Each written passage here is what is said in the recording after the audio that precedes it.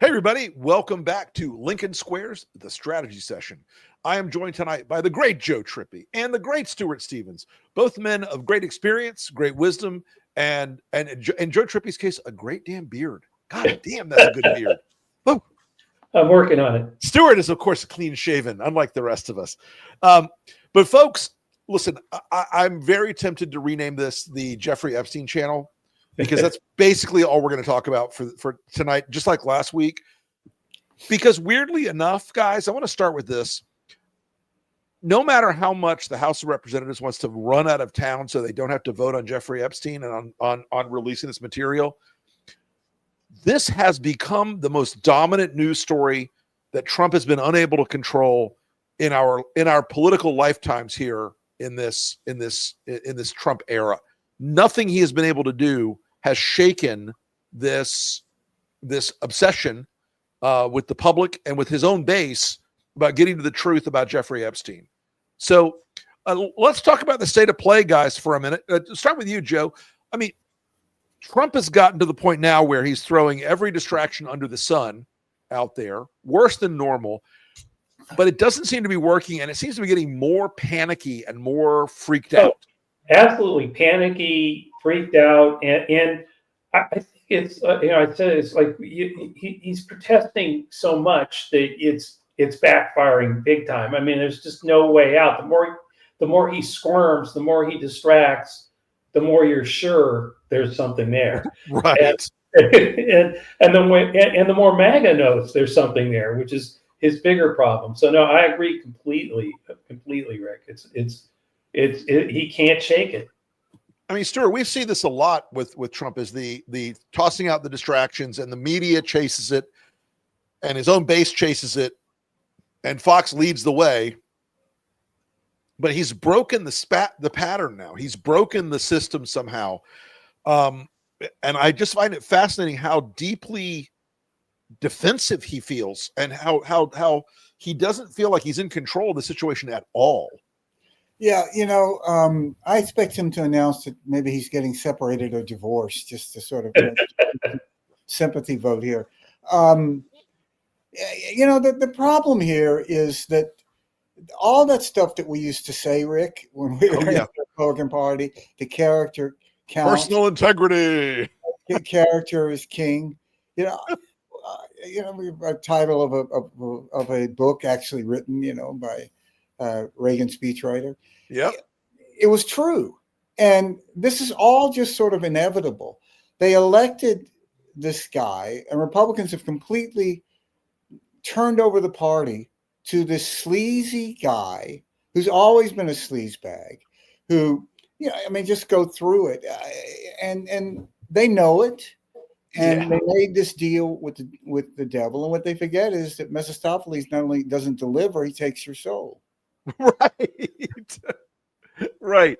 And the idea of the House running away this week, I think it's such a big deal, because it shows two things. One, that they represent only Donald Trump, but two, and not their constituents, but two, Mike Johnson knows he has enough Republicans who've gone rogue now, right, Joe?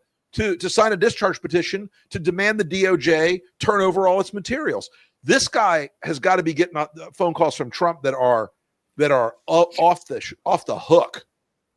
Well, the whole thing here is that he's now like relegated to attacking his own supporters himself. I mean, basically telling them to cool it, telling them that they're crazy to fall for the hoax. I mean, his mantra has always been to attack, but it's always been the libs, Obama, Clinton, whatever. And now it's, no, you rubes. How can you believe this? Right. When he was dishing it to him the whole time. Why did you believe my lies, dummy? Yeah. Crazy. I mean, you gotta give Jeffrey Epstein some credit here. I mean, he managed to shut down a Republican Congress, which for a dead guy is not so bad. I mean, it kind of reminds me, all this stuff about Mitt Romney's dog. Well, Mitt Romney's dog ended up with his own Wikipedia page, which is not bad for a dog. So, here Epstein is able literally to reach from the grave and shut down the world's only superpower, Congress. Look at Johnson. If I just woke you up in the middle of the night and held up a picture of him and say, this guy is defending a pedophile, you wouldn't go, no. Really? I look at him and say, this guy looks like he has the bodies of dead boys in his trunk. He's such a creepy little guy. I just wonder if there's not some guilt for all the, kids in high school that stuck him in lockers that well, I'm sorry, we shouldn't have done this. But, it's just this whole world that has surrounded Trump. It really is sort of the ultimate denouement that they would end up defending a pedophile. Maxwell, she's serving 20 years for sex trafficking, but apparently no one bought what she was selling. Right. It's just, what was it? The concept of the idea of a plan of sex trafficking? Yeah. No, but this was Comey and Obama and Clinton's all writing this as a hoax and for doing the whole thing. But for some reason, they didn't release the list. Right. Dun, dun, dun. Yes. The whole insanity could not have ratcheted any higher for me today. And when I learned that apparently two fun facts. One, Howard Lutnick, his trade guy, also has ties to Jeffrey Epstein. At this point, we're going to find out that Donald Trump wanted to sleep with his own daughter. It's just shocking. No. The guy who talked about dating his own daughter in public. Look, if we just said a year ago that you'd have masked men chasing gardeners through Brentwood. Right. I think we might have said but it would be funded with the largest amount of money of any military in the world except for two countries. That this would be more than the Marine Corps. And, people would have said, that's crazy. They're not going to be masked. They're not going to be breaking in on windows of doctors and pulling them out of the cars. And it's the same thing. He said he's going to be accusing Obama of treason, which really, kind of brings us back to, it was birtherism that brought Donald Trump into the forefront of the Republican Party. 100%. You know what? It's funny. It's funny you mentioned that, Stuart, because I was on MSN today, and we were talking about that, and that came up. That this was the day zero, the origin story of Trump's political rise on the right. Why he got invited to CPAC back in 2010 or 2008 was that he was out saying, birth certificate, I'm gonna pay millions to find the real birth certificate, which is like OJ finding the real killer, of course. and nothing came of it except he learned that MAGA audience loved that shit. They loved the conspiracy theory, liapalooza. So,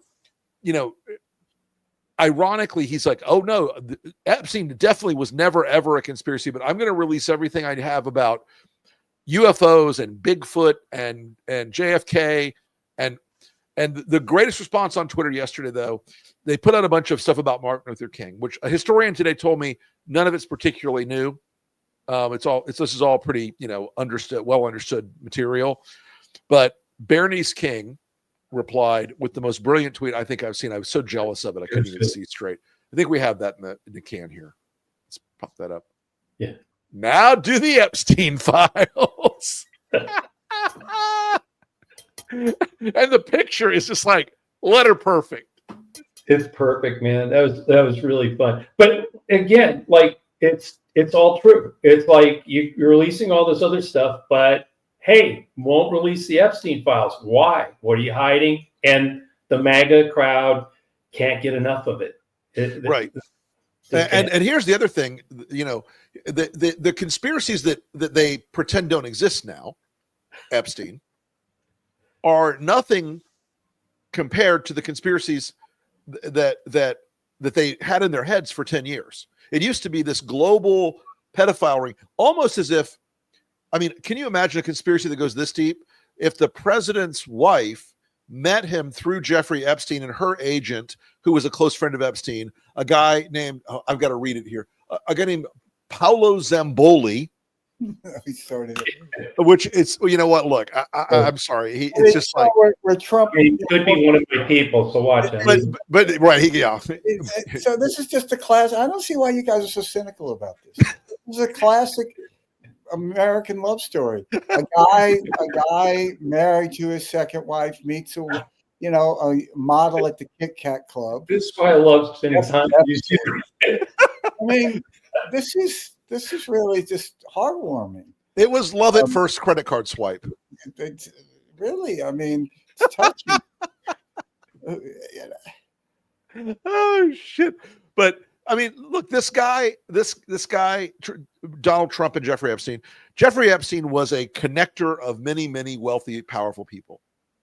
And to take the joke out of it for 1 second, because while it is hilarious to watch Trump flail about this, Jeffrey Epstein and Donald Trump were very, very close friends. They had a long relationship. He literally met his wife through Melania.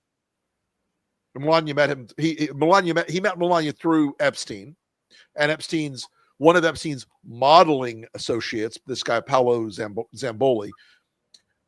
He then later appoints, folks. I mean, that whole like conspiracy start with threes. Donald Trump appointed Alex Acosta, who was the guy who gave Jeffrey Epstein a sweetheart deal in the first administration as Secretary of Labor. Nobody could have picked Alex Acosta out of a lineup.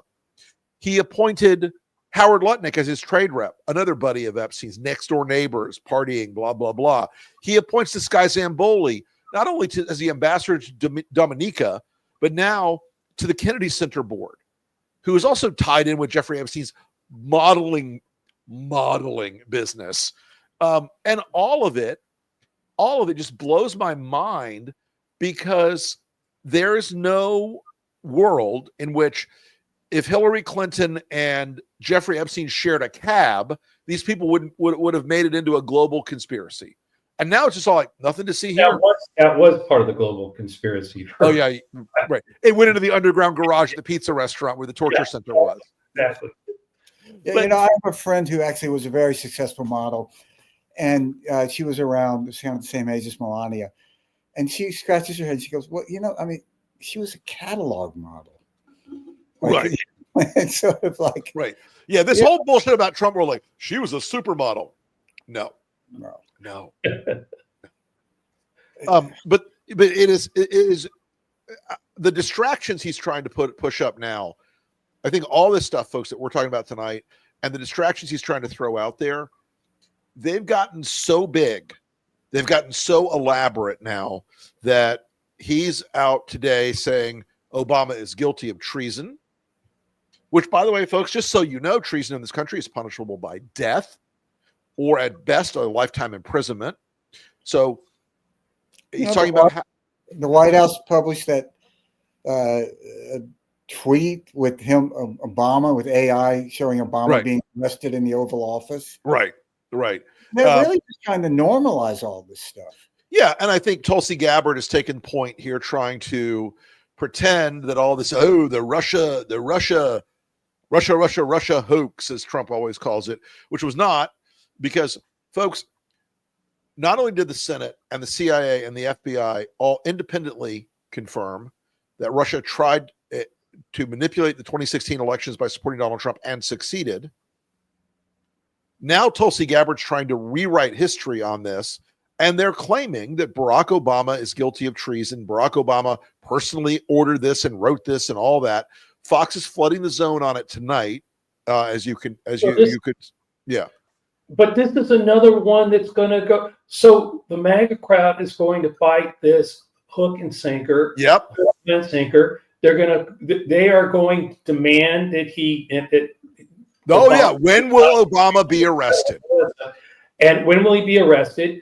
And they're going to have to end up doing the same thing. And there'll be some. I mean, it's the same fork in the road. Either you have to admit you were duped, or they've got to arrest Obama and make my day. It was one of my favorite moments. It was Marco Rubio, chairman of the Senate Intelligence Committee. Yep. Who chaired the investigation of this. And they concluded that all 17 U.S. intelligence agencies were actually right. Correct. That the Russians did Right. try to elect Donald Trump.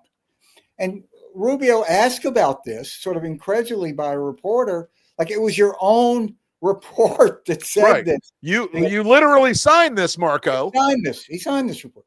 That doesn't matter.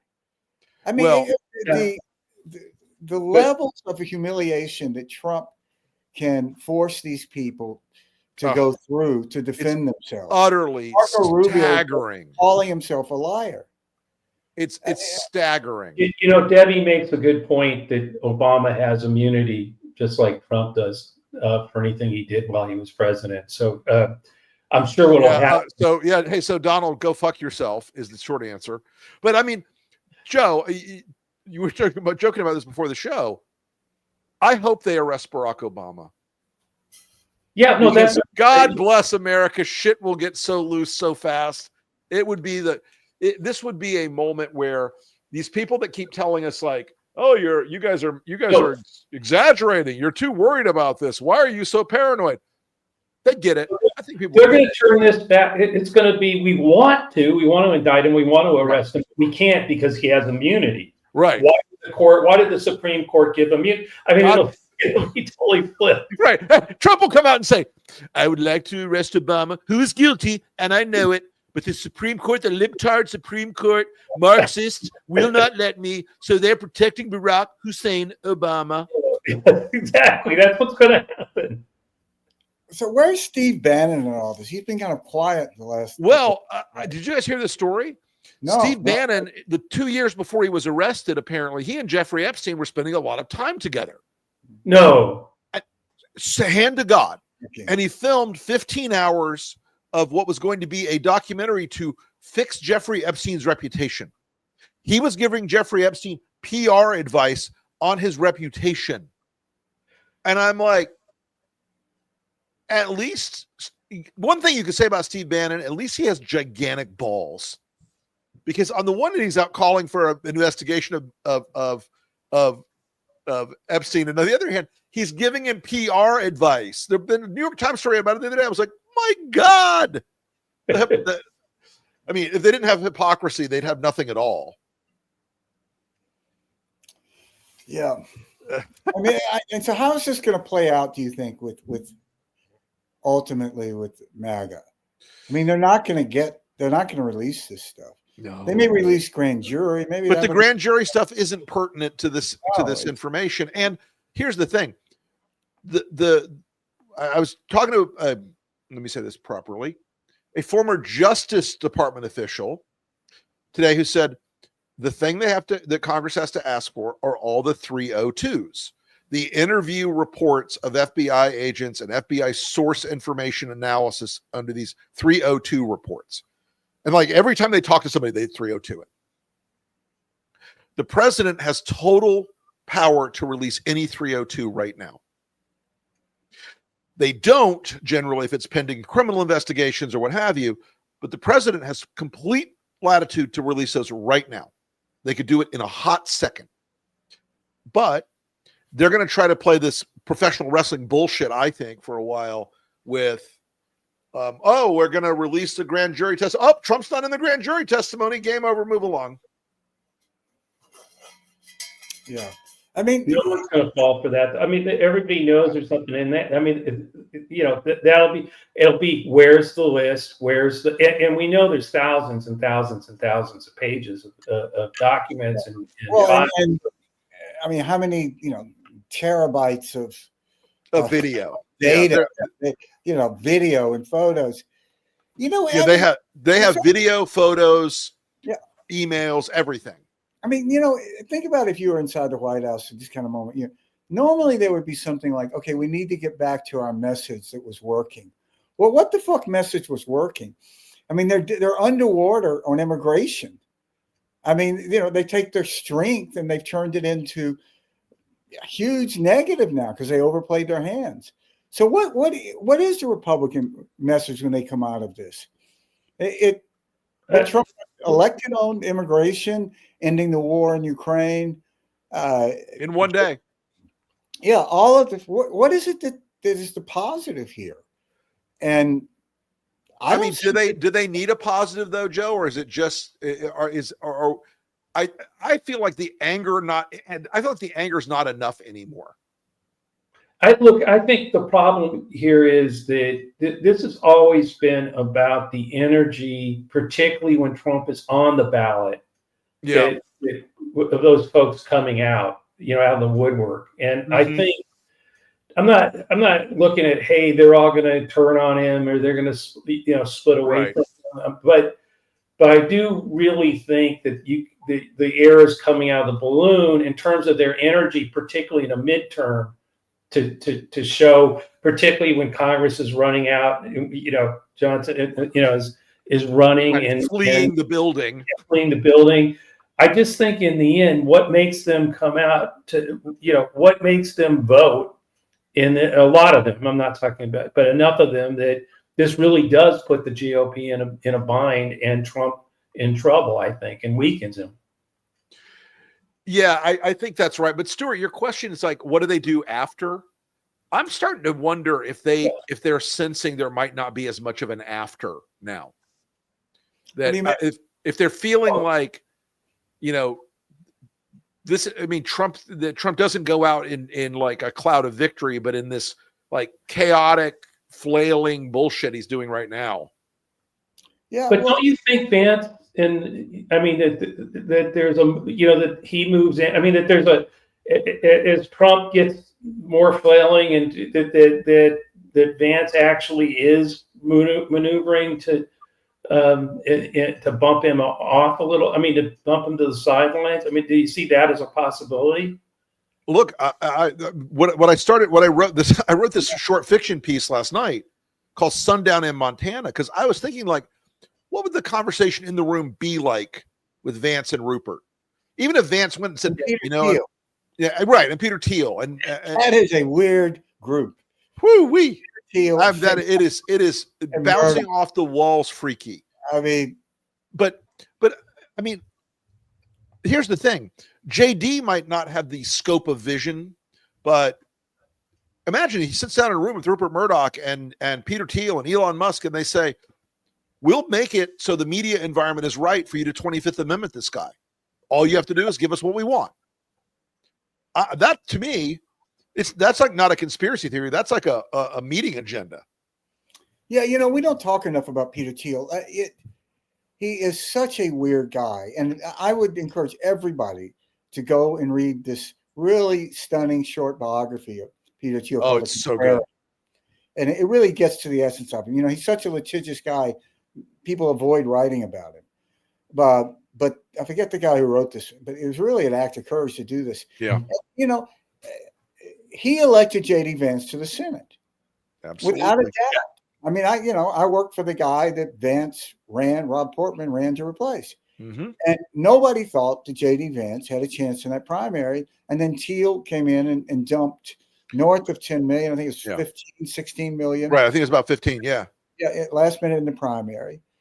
And then he barely wins. He underperformed the sitting governor on the same ticket by 400,000 votes, which is really difficult to do.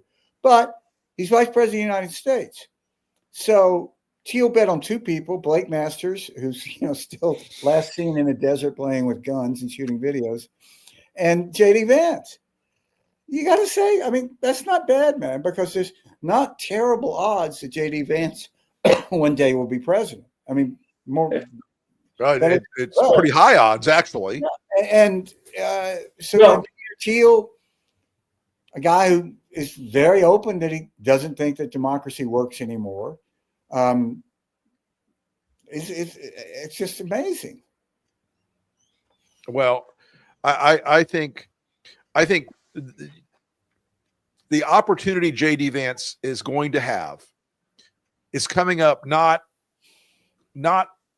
a year from now, but I think a few months from now. If Trump's decline continues, if the physical decline continues, if the mental decline, which he's displaying every day now by being all over the place, continues, and if the party starts to sense that 2026 is going to get ugly and get difficult, Yeah. I think Vance starts to have a capacity to be out in there. And again, to be able to say to all these people, I will bring Elon and Thiel and Zuckerberg and all the other tech money you wanted all along and all the power of their tech systems to help elect us all. And I can deliver all this. And we just have to do this quickly and quietly. And there will be a MAGA will lose their minds for a while. Then Trump will go golfing and that'll be that.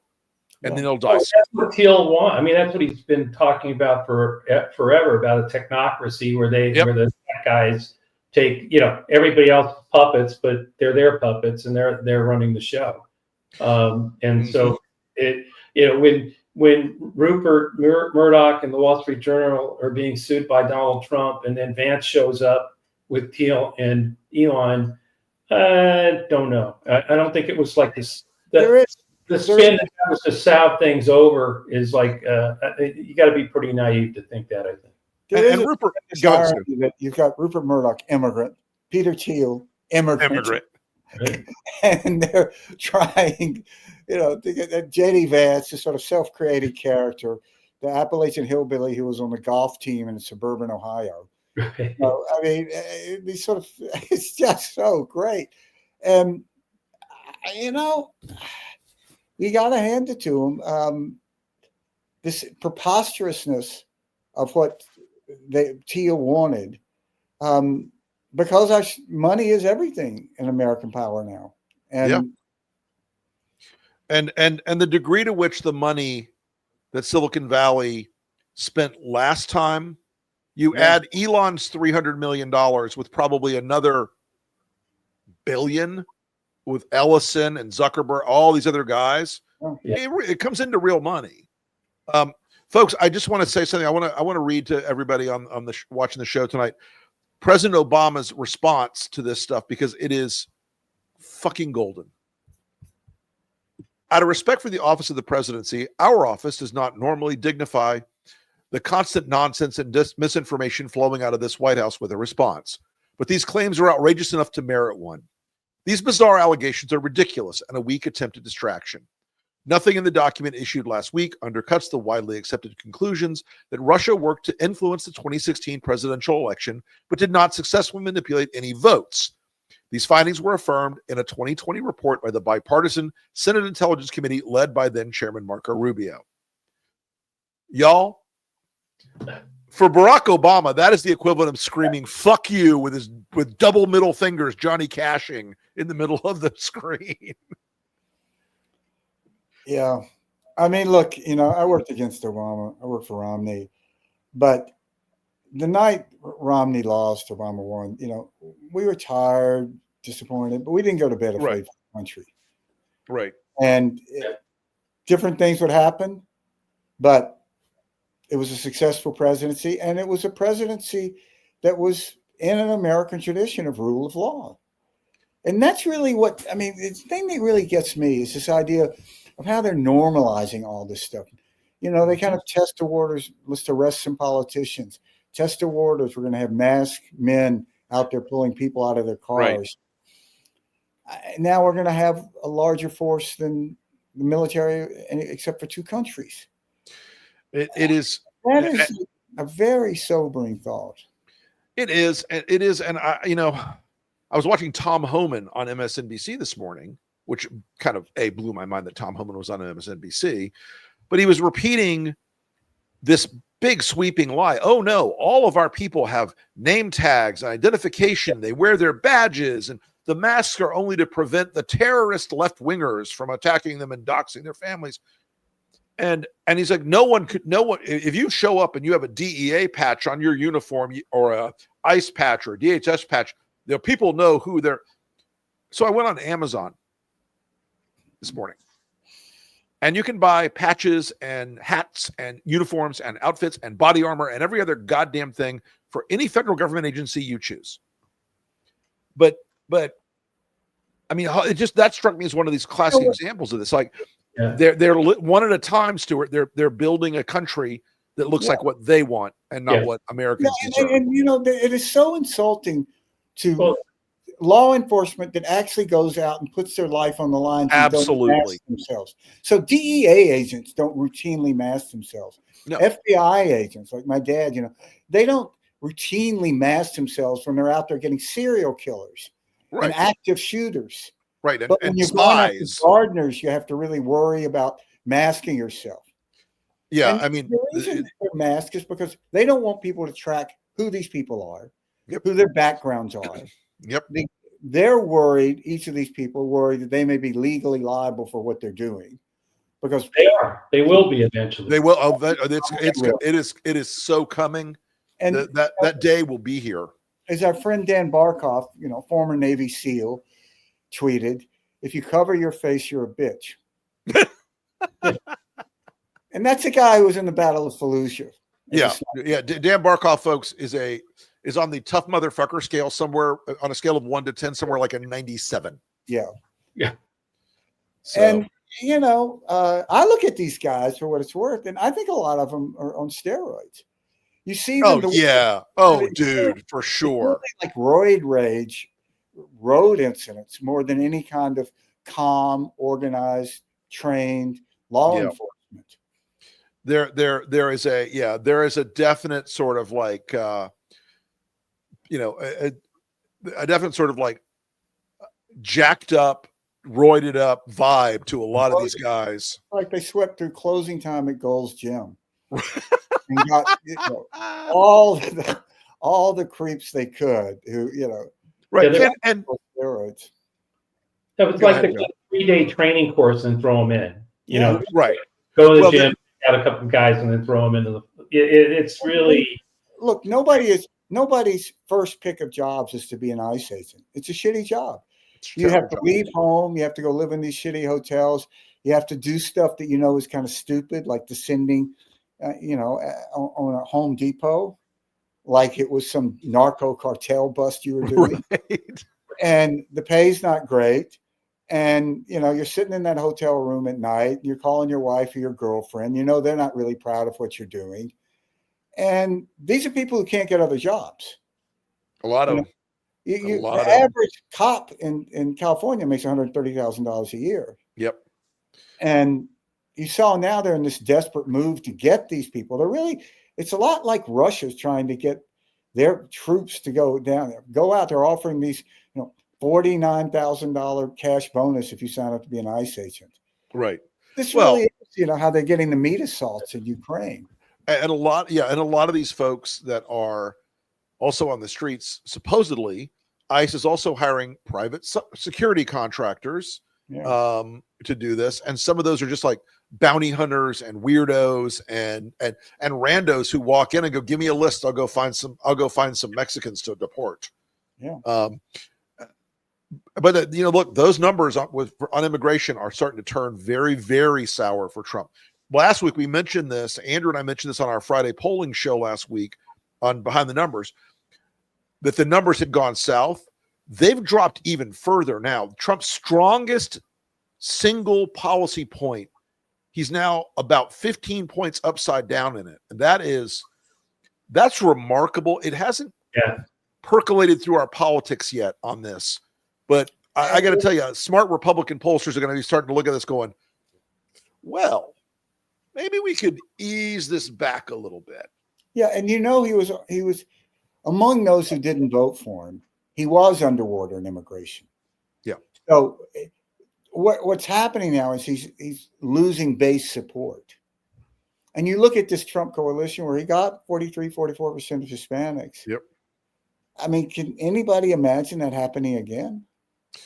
No, but you said this. Literally, I remember on one of these we did where you said, "Look, that part of the coalition is going to be a problem from the get-go because as he starts to deport all these people, he's going to start losing support with Latinos, Hispanics, and if he pulls back and doesn't, he's going to have trouble with MAGA. And instead, so that's why the alligator Alcatraz is more like just whatever red meat he can flash out to his base, but every time he does one of those, it puts him into more trouble with sane common sense people realize like, hey, that's like the cruelty of it, just the pure Stephen Miller hatred, stuff is just oozing out of this place in a way that's pushing other people away. Even I think suburban families look at that and think like, well, this is what I want my kids to idolize. Right. I mean, nobody's gonna buy their kids junior ICE agent outfits for Halloween. Right. Well, gentlemen, as always, a good conversation. We're gonna wrap this up for today, folks. We will be back again with more Epstein news next week. So check out Joe Trippi's show, That Trippi Show, on the Lincoln Square Network. Check out all of our writing on Lincoln Square. Check out Evan Fields. He's got a brand new newsletter, Fourth and Constitution. It is terrific, coming out of LS. Since for some goddamn reason I'm writing fiction the last 2 days, I just posted an article, another short fiction piece on my Substack. That is a very George Orwell trend. It's sort of an instinct that the world is so crazy you can. That I have to fictionalize it. But this next piece, the new piece is called "How Ghislaine Maxwell Dies." I really commend you for that, man. That is fantastic, and I want to read. Dark as shit, man. Dark. All right, folks. We will see you again. Make sure that you download and listen to the Enemies List. Yeah. Project podcast.